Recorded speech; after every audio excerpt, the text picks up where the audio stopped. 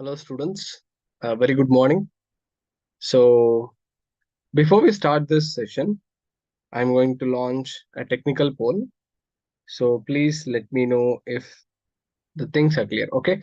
So, anyways, let me check if we have no polls. No, we don't have polls. Yeah. Students, please confirm if you can see the audio and video clearly, as well as the PPT.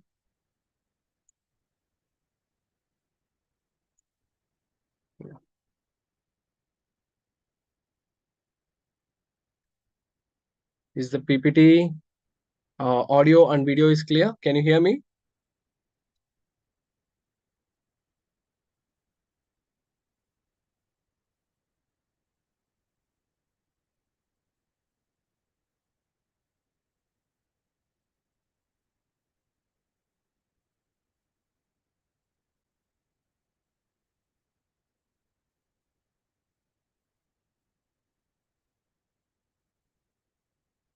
No.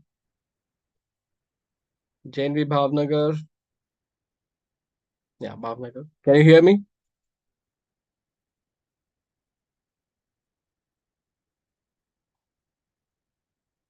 All right. So if you face any technical issues or if you're not able to hear my voice, please let me know. Okay.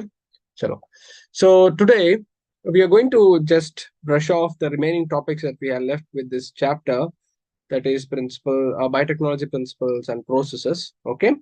So we'll start with uh, the process of recombinant DNA technology. So till now, we had studied to this part. Okay. So for the students who I think you guys have attended the prior classes. Okay. Keeping that in mind, I will move ahead. If you think that okay, sir, these are the topics that was not taught and these are the topics we have doubt, please mention it in the chat box so that we can carry on forward. Okay. My voice is clear, right? Okay. Can hear me well. Chalo.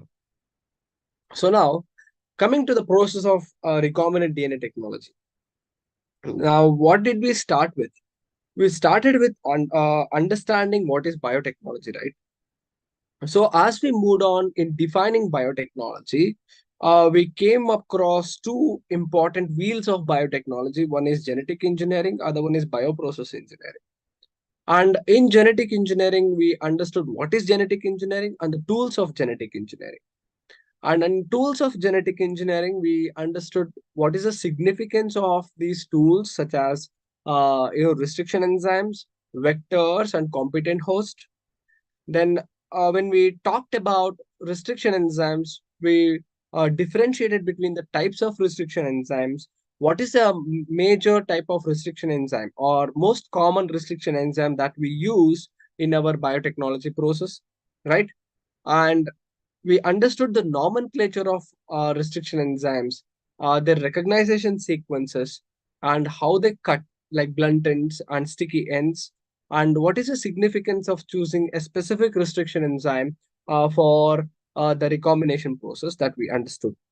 Next one is coming to a vector. Vector, we understood the meaning of vector, which is a vehicle that carries our foreign DNA into the host. Okay. So these vectors, we understood its meaning and its requirements, basic requirements to be an ideal vector by taking an example of the plasmid DNA. So when we took the plasmid DNA, okay, let me go back to the slide so that it'll be easy for you to pick it up, right? Yeah. When we talked about the one of the requirements of vectors, we talked about origin sites, selectable markers, cloning sites, as well as what are the vectors for available for animals and plants. Now, origin of replication or selectable markers and cloning sites, we understood that origin of replication is required because without the origin of replication, more number of copies of recombinant DNA that is put into a particular host cannot make more copies. And it is not possible for us to manually insert our gene of interest or the recombinant vector into every single host, and we would like that host to make more copies of our recombinant DNA. So that is a whole gist of why origin of replication is required. Next one is selectable marker. What did we choose as a selectable marker? Anything that helps us differentiate between a transformant and a non-transformant would be an ideal selectable marker. In our case, we understood it by taking an example of a vector, that is the plasmid vector. In plasmid vector, we chose our selectable marker as our antibiotic resistance gene. And here, antibiotic resistance genes help us differentiate between which of our vectors are carrying our gene of interest and which of the vectors have failed to carry our gene of interest. Next, coming to the cloning sites. Cloning sites are restriction sites where we use a specific restriction enzymes to cleave at a particular sequence. And I explained you how it is significant or how it is important to choose that particular restriction enzyme, which is very coordinated with our selectable marker. So we use our cloning sites based on what marker we are trying to choose for our, for our genetic engineering. Next one, coming to our selection of recombinants, which is very, very important topic. We studied two important methodology with respect to our selection of recombinants. We have one type of selection of recombinants where we have plating methods or double plating methods, and we have the second type of methodology that is called as insertional inactivation. So when we talked about our selection of recombinants while using our plating methods, so what was the process here? So here we will take some time to explain. Okay. So when we talked about how to select recombinants, right? How to select recombinants. So how did we do it? We chose our, one second, we chose our selectable marker, and our selectable marker was amphoxylin and tetracycline. So now what would happen in this particular process? In this particular process, we have a challenge. Our challenge is to, one second, yeah, our challenge is to differentiate between a transformant, right? Transformant and non-transformant.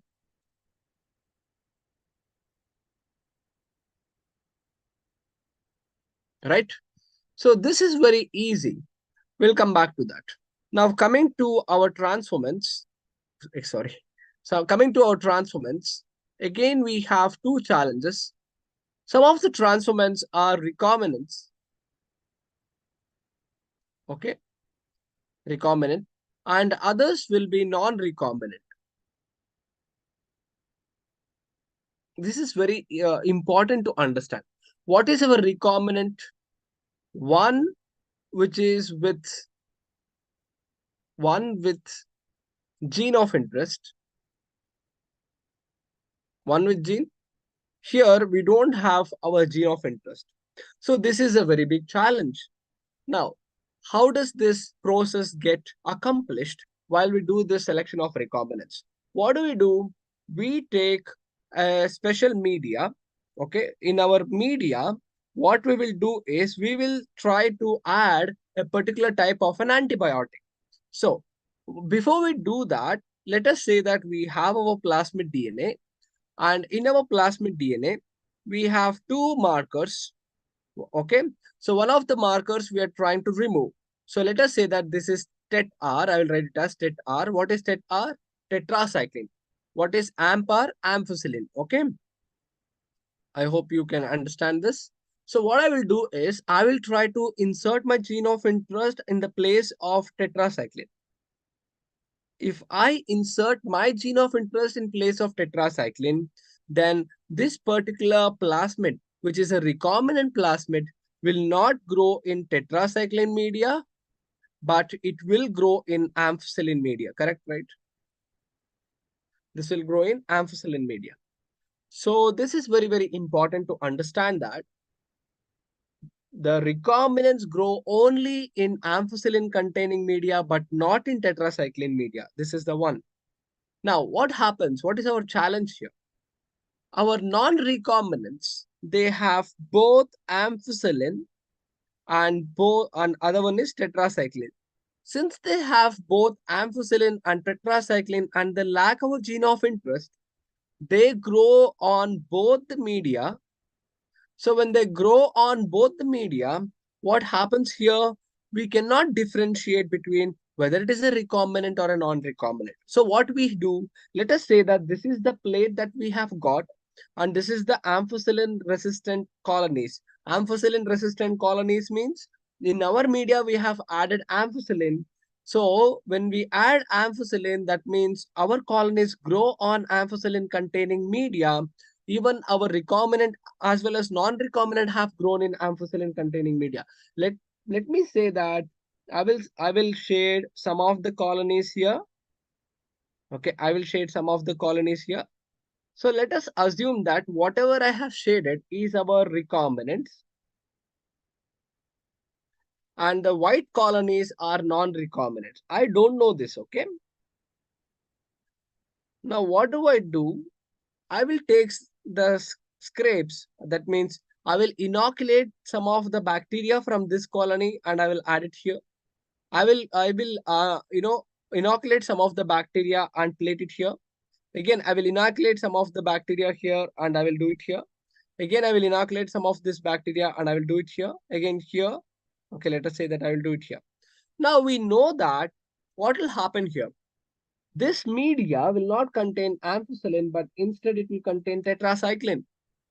When I plate my, when I choose my microorganisms or bacteria that has grown on amphicoelin resistant colonies and I plate it on the tetracycline media, now what will happen? These white colonies which I have chosen, this one and this one, right? This is also white and this is red, this is red, this is red. So whatever the white colony I mean like I just put from here to here or inoculated from here to here, they start to grow. Whereas the red ones, which are the recombinants, they do not grow on the tetracycline media. So this suggested that whichever did not grow, I will mark them. Okay, so these are the ones that did not grow on the tetracycline media. That means these are my true recombinants. So that will give me a proof that, okay, this plasmid DNA has my recombinant. This plasmid DNA has my foreign gene. And this is the one I need for the next process of my genetic engineering. Did you get my point? But here, it is not so perfect. It is not so, what do you tell, error free. So there are lots of errors with respect to this particular process. That is why now we go for the another process. So the another process is insertional inactivation. And in insertional inactivation, what do we have? In insertional inactivation, we have a process where we insert our gene of interest on a very specific gene. So here, what do we do? Here, we have a methodology to select our recombinants and non-recombinants, okay, by inserting our gene in the position of, okay, excuse me, in the position of lac Z gene, okay, lac Z gene. This lac Z gene is responsible for the production of beta galactosidase, okay, and where is this particular gene is present? It is present in lac operon, which is again in the plasmid DNA. Now, what will happen? Why did I choose the LAGZ gene? Our LAGZ gene, which produces the beta gal, it will help us break down our lactose into glucose and galactose. Correct, right? We know this already. Now, what will happen, students, here? See, this is our beta galactosidase gene, let us assume. Okay. Now, I am trying to insert my gene of interest. Now, let us say I have case 1 and case 2. Now, in case 1, what will happen is my gene of interest will go and occupy accurately on the LAC-Z gene. That means it is locked into the LAC-Z gene. It is occupied within the LAC-Z gene. Understood? And on the other case, what will happen? Let us assume that my gene of interest is not only occupying the LAC-Z gene, but it is not completely occupying, so it is not taking the perfect position. Another case is there. Another case is this is your LAC-Z gene, and somewhere else your gene of interest has occupied its position. what will happen here? When you look at the characteristics of our LAGZ gene, which produces our beta galactosidase, this particular gene is highly mutagenic. So what it does is, since even though a little fragment of this LAGZ gene is left out, it can still produce a functional beta galactosidase enzyme. Understand? Okay. So here also it produces functional beta galactosidase enzyme. Here it is not possible for it to produce our beta galactosidase enzyme. Why? Our laxate gene has to be completely inactivated. Only then there is no beta gal. When there is no beta gal, our particular organism which has this type of a recombination, okay, cannot break down glucose and cannot break down lactose into glucose and galactose. Understood? Three situations. Now what will I do?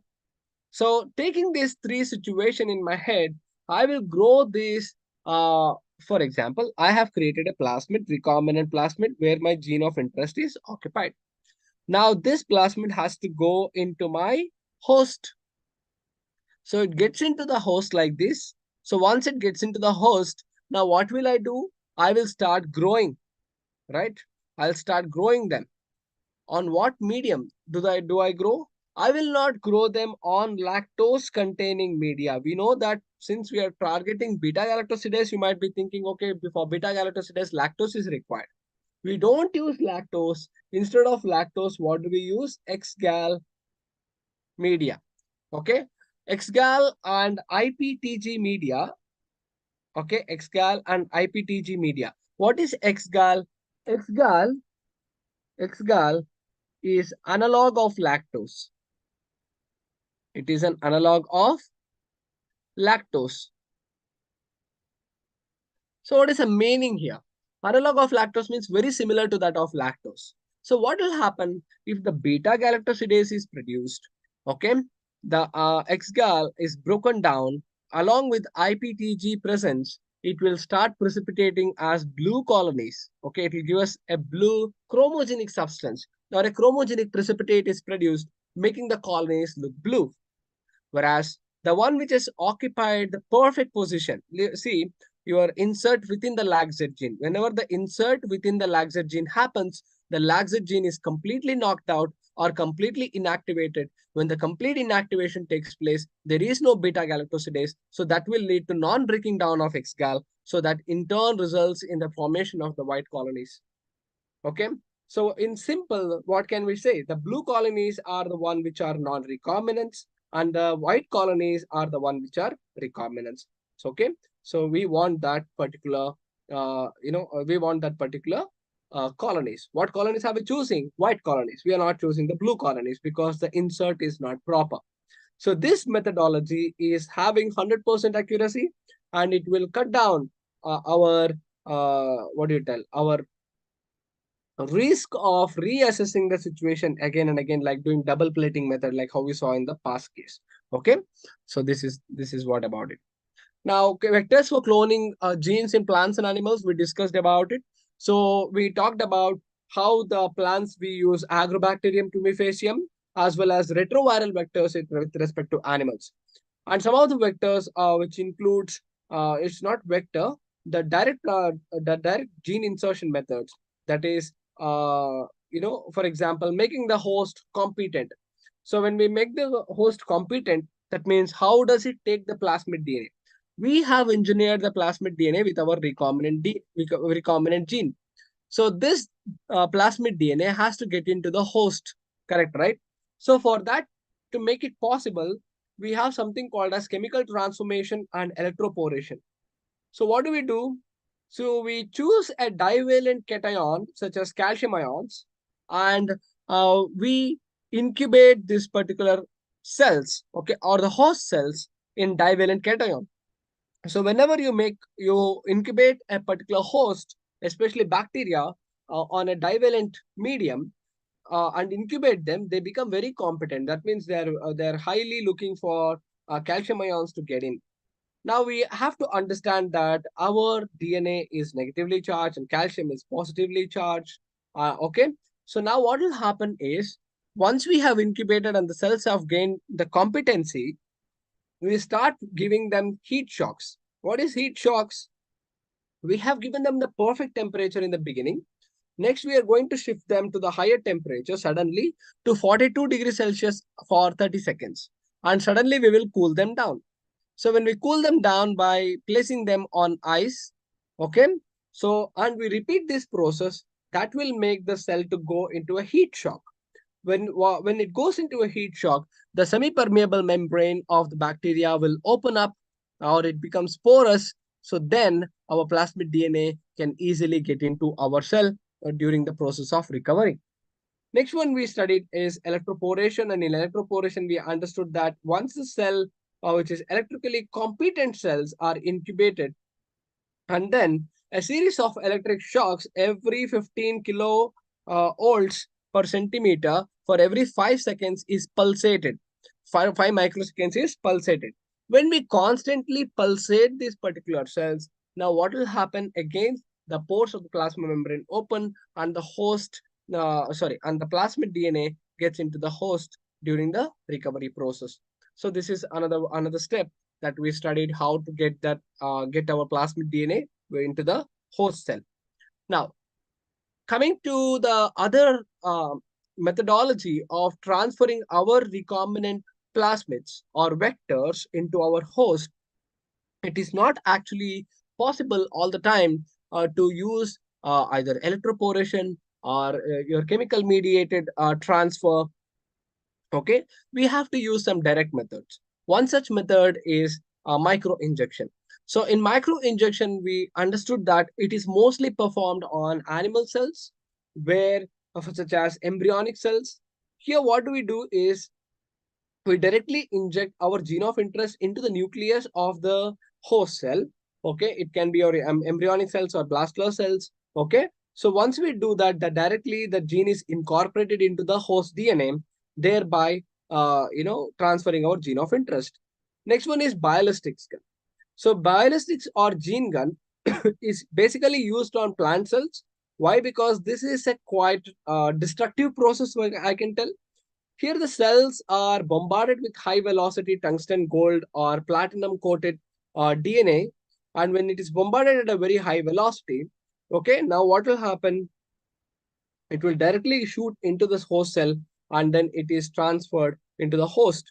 So, biologistics are not at all recommended for our animal cells. Okay, give me a second, students. Are you understanding? I hope so.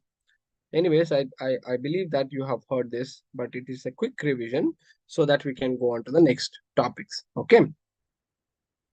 One second. Just give me a second. Yeah. So our next thing is, one second. Yeah. This is where we have to really discuss from. That is how to uh, create a recombinant DNA technology. For that, we have processes. What is that? We have isolation of genetic material, cutting of DNA at specific location, amplification of gene of interest using PCR, insertion of recombinant DNA into the host cell, obtaining the foreign gene product, and downstream processing.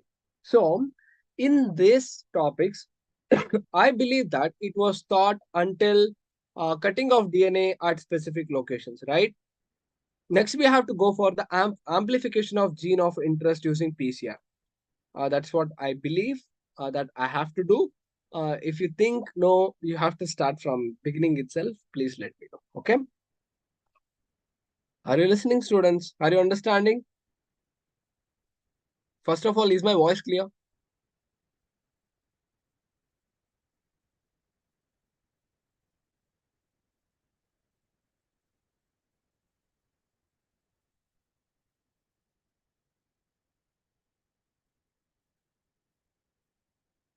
I need your response, students. I know it is Sunday. Okay. Yes. Thank you. Okay. Chalo. So now, uh, enzymatic digestion is one of the very simplistic and effective ways to isolate our DNA. See, not only with respect to recombinant DNA technology, even with respect to our forensics, Like when we talked about our DNA fingerprinting, even this the same process is happening. So what do? We have to make sure that we extract our DNA from our host cell. So, for example, I have chosen a particular piece of a DNA or particular gene in plants or animals or in bacteria. Okay. So, when I do this, now I have a challenge. What is my challenge? My challenge is to make sure that I isolate this gene, which is present within these thousands and millions and billions of base pairs. Okay. So, for that, what happens is everything is within the cell, and the cell is a complex structure. Okay, so usually if you take a plant cell, the plant cell is having a cell wall. Okay, and the bacterial cell is also having a cell wall. Animal cells don't have a cell wall. Based on the biochemical composition of the cell, as I said, we use enzymatic digestion or hydrolytic enzymes which help us in digesting. For example, if you have cell wall, you use cellulase, right? And then we use lipases, we use amylases, okay? We use proteases, we use RNases, except for DNases, we use all of them until slowly all the biochemicals that are present within the sample is completely gone or enzymatically digested, leaving us behind only the deoxyribonucleic acid, that is our DNA. So once we have our DNA, now what happens is in our suspension, usually, which is left over with only enzymes and the DNA, now we add chilled ethanol. The reason why we add chilled ethanol is because when we add chilled ethanol, now ethanol is a very good dehydrating agent. It will remove all the excess water that is present within the DNA strand, making it to precipitate. So when the DNA precipitates by dehydration process, it appears as fine threads. So when you spool this DNA within your test tube, okay, it will start sticking together and it will start appearing milky suspension. Okay, it will start appearing milky suspension. Now we have the visible DNA. Now this is the first time you can see the DNA actually. Once you have the DNA is very, very, very, very large. Correct, right?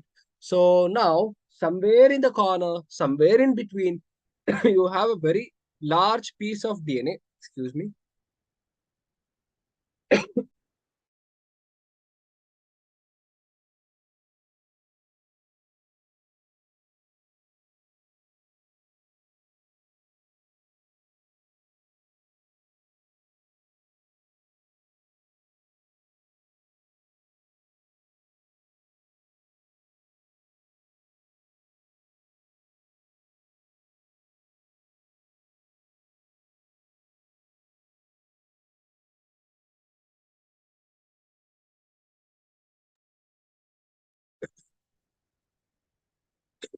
Sorry, students. Yeah, excuse me for that.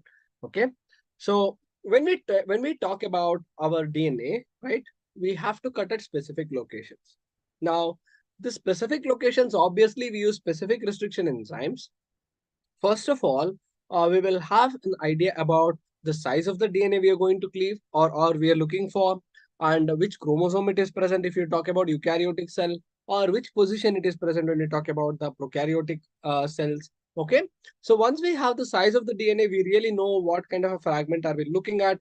And we would also know, we will have an information definitely. See, back in the days, it was a little bit difficult to really cut a specific sequence. Now it is not that difficult. Why? Because if you see today's technology, we definitely know what are the restriction sites that are present before and after that particular gene that we are looking for. So using a specific restriction enzyme will give us an access to cut out that region, okay, leaving us our clean DNA fragment. So a lot of DNA is cut in, all the DNA is cut into small fragments. But whatever the DNA that we are looking is of a specific fragment length, correct, right? So, for example, if you're confused still, if this is the whole length of the DNA that we have, let us say that our fragment or our gene of interest is this big. So we know the fragment length. Let it be like hundreds of fragments that are created while we use the restriction enzyme. Now we have a way to separate it. That goes with agarose gel electrophoresis. Now, I believe you know this process of agarose gel electrophoresis, but yet we will discuss once again. Agarose gel or agarose which is a very, very beautiful media to separate or sieve our DNA fragments. Now, the question is, why do we use agarose as our ideal uh, material for our electrophoresis process? Now, if you look at the molecular arrangement of agarose, okay, so agarose, they are very uniformly arranged. Very uniformly arranged means if you see the particles that are arranged within a particular solid or jelly, okay, so the uniform arrangement and the uniform spatial gap that is between the intermolecular space that is present within the agarose is very even throughout, so making it a proper sieve. Okay, so this sieve or molecular sieve, what we call is gelidi. Okay, even in Telugu it is gelidi, in Kannada is also gelidi, in Hindi I don't know. Okay, so like how you separate things, right? So this sieve, what will happen will give us uniformity throughout that particular gel. How do we do it? First of all, let's see. We cut the DNA into fragments. Okay, see, first we take the agarose. Agarose, we heat it up. Okay, it will become liquid. So now we pour the agarose into a mold. So it will become like a gel bar. So now we take one point of our agarose gel bar and we'll make wells like these pores. Okay, and the DNA fragments will label it with fluorescent dye. For example, some of the fluorescent dyes will be green fluorescent proteins. Okay, very interesting. The ones which are extracted from jellyfishes. So when we add this dye, these dye will go and specifically bind to our DNA molecules. Okay. Now what will happen? We will subject it to electricity. When high voltage of electricity is provided, we know that our DNA is negatively charged. So we load our DNA in the wells where we collect the negative terminal. And then since DNA is negatively charged, and then we have a positive terminal on the opposite end, we know that at the electromagnetic field, electrostatic field, what will happen? Our DNA will start migrating from its own charge, that is from negative charge to the positive charge. So while we are doing this, we know that this particular DNA should not get fried, no, because of high voltage. That is why we use a specific buffer. So we use a specific buffer so that no reaction will happen and damage our fragments. Leaving it for a specific amount of time, we definitely can calculate if this is 10,000 base pairs of a DNA strand, how long will it migrate with respect to time? Okay, so we have a scale. If you measure a scale, we would definitely get, see, you can see clearly. Okay, at this time, the scale was indicating that this is the, this is the site of our possible fragment can be. Let us assume that this is our possible fragment. Okay, so this is our possible fragment. Now we'll take off this fragment which is on this lane, and then we will isolate them. So once we have our DNA isolation, we insert into specific host and specific vectors, see if we have got the right DNA. Cool, right? So before we go into that step, first of all, to cut those segments, we need to expose, or we need to be able to see our DNA fragments. And this process is called as autoradiography. In autoradiography, what do we do, students? We use UV light. So when we use UV light, fluorescence. Have you seen some of the cases where, for example, when we wear neon, or when you see, we used to tell in our childhood, radium color. Okay, right? Radium. This looks like radium. So for everything we call it as radium, right? So now, similarly, when the fluorescence is used and the UV light is exposed, it will illuminate so beautifully. Okay, these fragments are itself a satisfaction to see. Okay, probably one day you will see. So once we have this UV autoradiography, now this we cut the bands out of our agarose gel through a process called as elution. So once we have eluted our gene of interest, now we can just put it in the vector and check out if we have the right DNA. Understood? Yeah. Anybody saying something? Okay. Chalo. Done, right? See, what happens is sometimes the gene that we have got is very, very precious. Why it is very, very precious? There are many reasons, students. First thing is the availability of the gene. If we are looking at exotic animals, if we are going very, very far and we are trying to we are bringing the specimen from a very remote areas, let's say, okay. Let's say we got the particular gene or a particular organism from Siberia, or we got it from Antarctica, or we got it from deep oceans. Understood? Okay. Very little sample we have. Now, with this little sample, we want to get a perfect gene. Understood? A gene of interest. Now, let us say that we have the gene of interest. And in case of our recombinant DNA technology, there is a possibility of high failure. Correct, right? We have a high possibility that it can fail. So, whenever it can fail, what will happen? Can you go back again and get the samples? It is such a tedious task. It is such money demanding. It's such time demanding. It is such waste of resources, and you would get demoralized when such things happen. Not only that case, imagine that the isolation process of the DNA. You have large amount of sample, but isolation of DNA itself is a very, very complex process. Okay, so especially you really worked hard to isolate that gene. Okay, that gene of interest that you're looking for. Now imagine that it got damaged. Imagine that it went missing. How demoralized you would be. Correct, right? Similarly, okay, for example, excuse me, okay, whenever we talk about our genetic engineering, we need a huge sample size. When we talk about huge sample size, that means it will give us a satisfaction. Instead of 5 copies of DNA of a gene, I have like 1 million copies. Okay. So now I can do so many different types of experiments on it. I can make sure that this particular gene is inserted into the host, irrespective of how many times of trials and errors I take, I can do that. That is why we have this amazing technology called as polymerization reaction. You have a particular gene and you amplify the gene or you multiply the gene into several hundreds and thousands of copies within a very short period of time. So that is what is PCR, polymerase chain reaction. Can I tell you one fun fact? Okay, listen. So I went to a forensic investigative forensic lab. Okay, this forensic lab is Karnataka Crime Branch. So we're in Bangalore. As a visit we went, okay, we're visiting students. So when we visited there, there was our usually it's molecular biology only, right, when they do DNA fingerprinting and all that. So I'm a little bit curious in crime and in criminal cases. Okay, not because I'm a criminal, I like the solving of cases. So I wanted to know how to perform a perfect crime.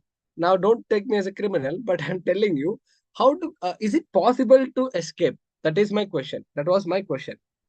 Now I was thinking, if I erase all my proof while I conduct my crime, let us say that I'm the ingenious criminal and I have practiced it so thousands of times to conduct this crime. Okay, now what will I do is I will finish it. I will erase all the proof that is present there and assume that I will escape this particular, instance.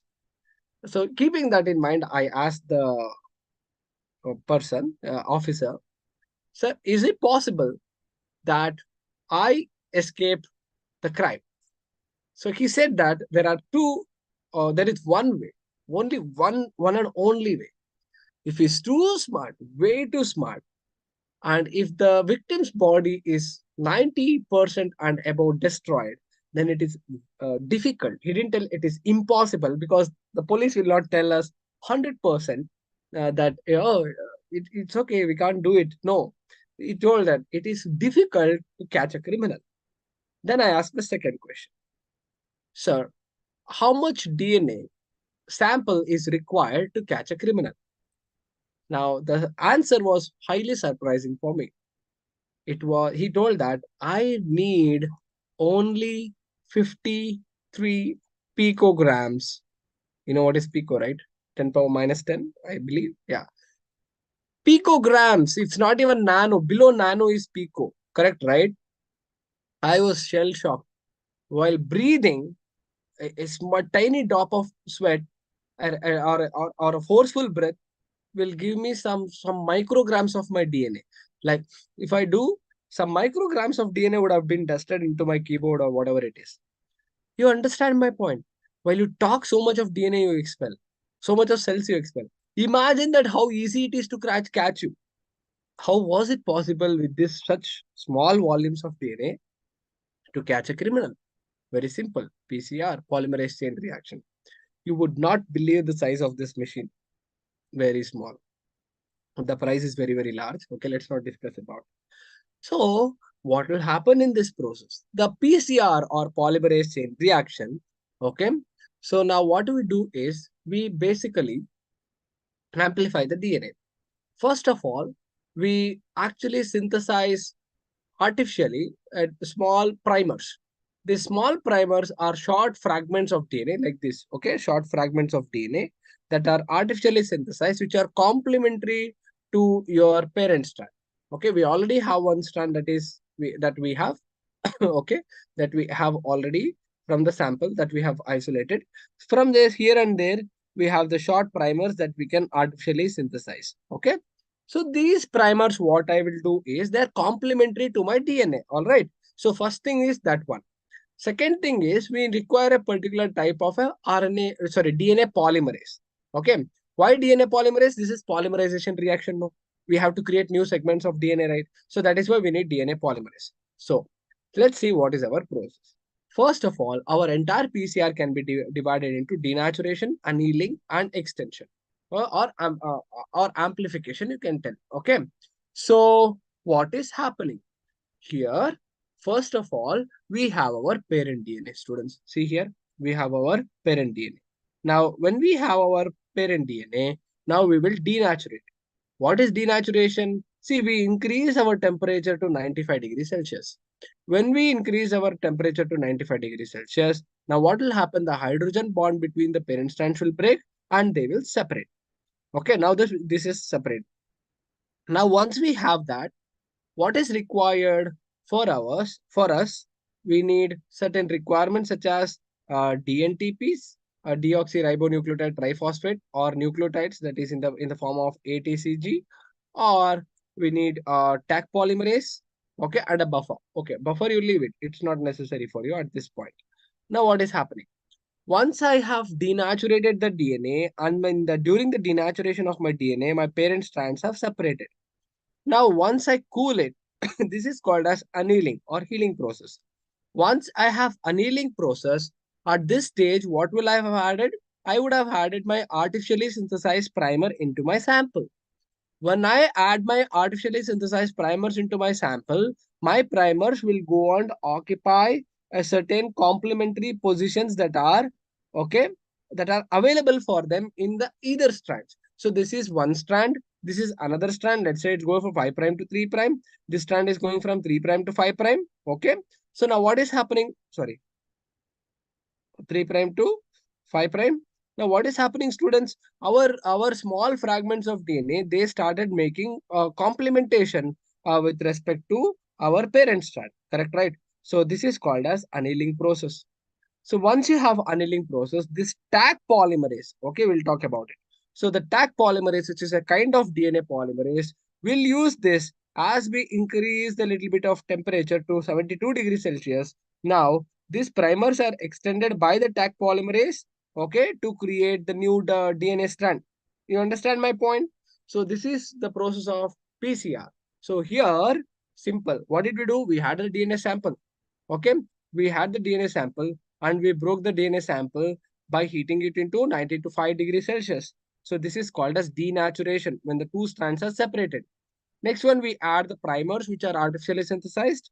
So when we cool down to 55 degrees Celsius, they unheal. That means they complement. So wherever our primers are complemented, now what will happen in the next process? As we increase the temperature to 72 degrees Celsius, our polymerase, Taq polymerase, will extend these primers and it will convert the single stranded DNA into double stranded DNA. Now we repeat the step 1, 2, 3, 1, 2, 3, 1, 2, 3, so that hundreds of cycles are run, millions of DNA strands we extract. Understood? Now, coming to the type of polymerase we use, it is called a Taq polymerase. Okay. The reason why we use this Taq polymerase is because it is called as Thermophilus aquaticus is the type of an organism which is an archaebacteria which survives in hot springs. So you can see the temperature that is required for this PCR process to be achievable, correct, right? So when we look at the process, what is happening here? We have very high temperature. If we use a normal DNA polymerase in our regular process, it would get easily denatured because it is just like another protein.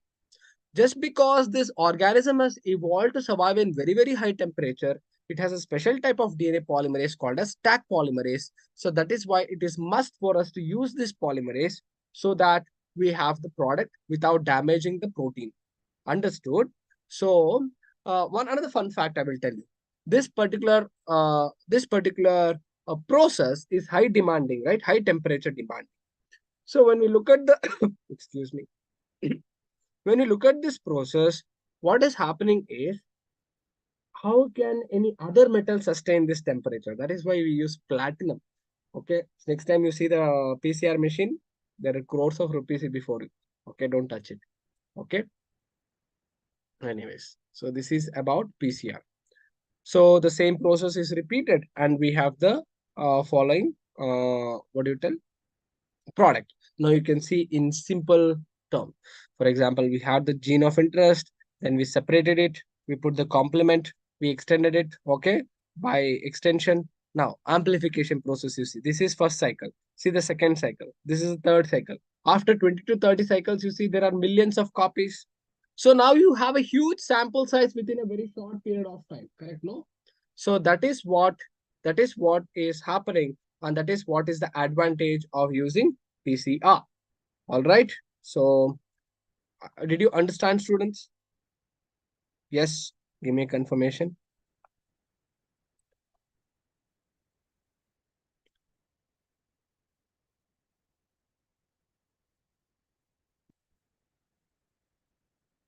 Okay, 1 second.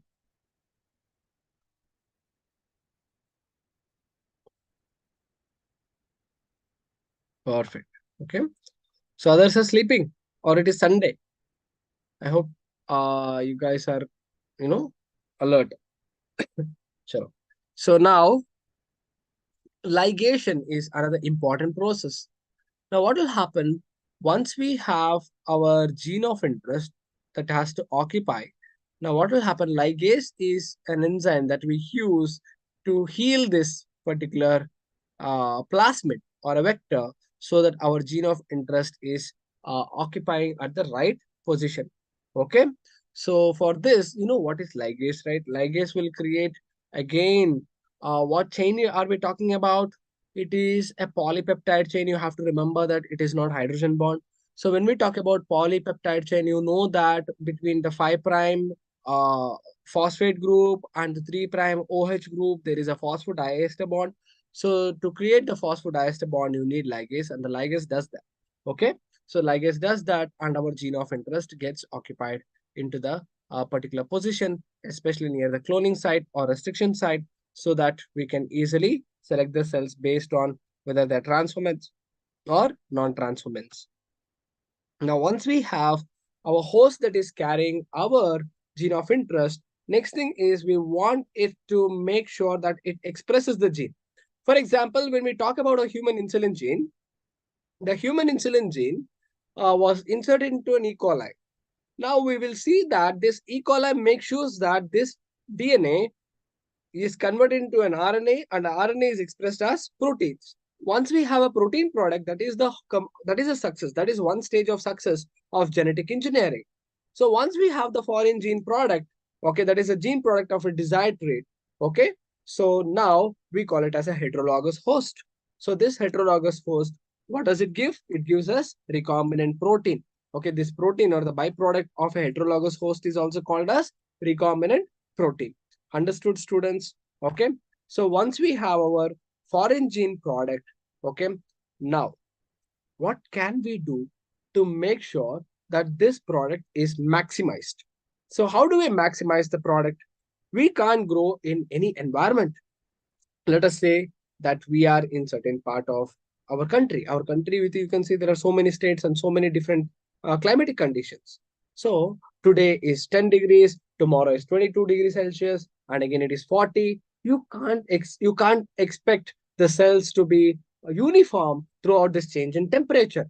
For example, imagine that all this technology is being done and your sample is exposed to the open environment where there is a lot of infectants, lot of enemies like what do you tell pathogens. So what will happen? Your entire gene product gets contaminated. Okay, and your cells also cannot survive with the contamination that is happening. Correct, right?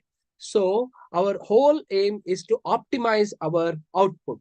So we need to make sure that whatever we have done, we need our 100% of the 100% of the product. Understood? So now the cells are multiplied in a culture system. Whenever we use the cells and we introduce them in a particular culture medium, this culture medium can be anything based on the requirements of a particular organism. Like if you're looking at fungi, fungi grows on certain media. Bacteria grows on certain media. Yeast grows on certain media. So whatever we are looking for, so those are the ones that determine what kind of medium we should use. So we optimize the best media where they can get proper nutrition and grow, without any concerns. That is first thing. Second one, we provide optimum temperature and optimum pH so that the cells are not enzymatically or temperature wise affected. That is second thing. Next one, once we have our media, see, you know that this media is also a limited resource of energy.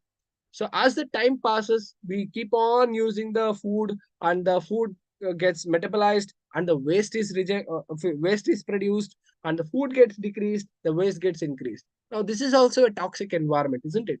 Put yourself in position so that you understand this point. So that is why we maintain all these things, all these parameters. So once we all these parameters are matched, for example, providing fresh media frequently, maintaining proper temperature, maintaining proper pH, okay, and incubating at very sterile environments. So there we get our product. Now once we have our product, okay, so more the cells are physiologically active. That means more they're active, more metabolically, that is physiologically, more is the product that we can expect. Okay, and we get the desired product. Now for all this, what do we need?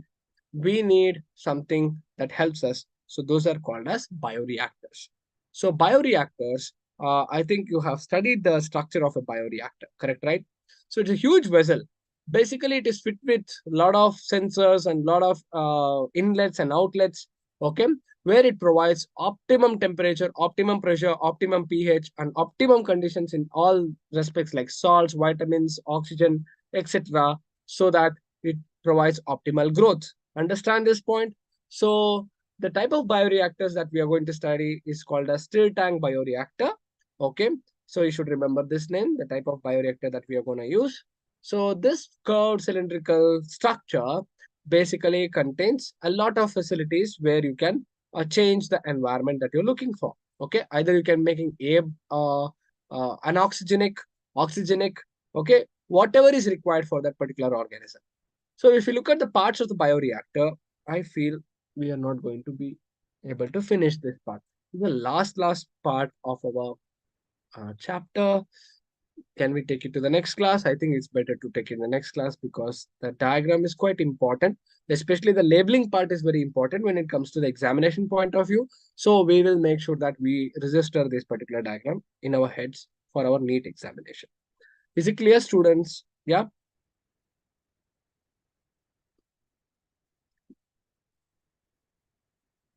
Sure. So if you have any doubts, you can put it in the chat box and yeah, hold on. Yeah, clear. Thank you so much for the response. Okay.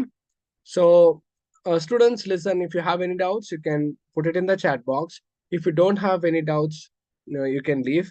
But if you get doubts later when you revise or something like that in any of the chapters, not just this chapter, please go back and read certain chapters, keep on revising. It becomes easier. 20-25 minutes of revision for 5-6 concepts. Okay. So do that. So once you do that, and if you have a doubt, please come back to me, put it in the chat box. I will make sure that At least 10 minutes is paid for that discussion of a topic. Okay. Don't be numb. So be active. Okay. Chalo. I will see you guys tomorrow. And I have a surprise for you in tomorrow's class. Okay. Chalo. Yeah, I know. Kammam students, Bhavnagar students, Daud students. Okay. Hold on. Oh, I'm reading your thing. Okay. Thank you. Thank you so much, guys. Okay. See you. See you tomorrow. Bye bye.